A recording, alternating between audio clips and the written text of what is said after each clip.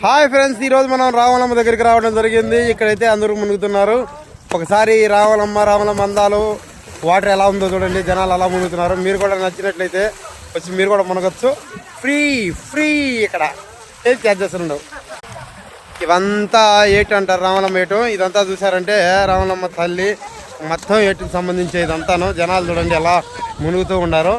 ఇక్కడైతే దేవాలయం ఉంది, మీకు కనిపిస్తుంది. ఇట్లా చూడండి, ఆ చెట్ల కింద అయితే దేవాలయం ఉంది. ఇంక మీరు ఇలా చూసుకున్నట్లయితే మొత్తం అయితే ఉంది. ఇక్కడ చూడండి ఇలా వాళ్ళు ఎంత సరదాగా స్నానాలు చేస్తున్నారు. అందరికీ ఇదొక సరదాగా ఉంటుంది.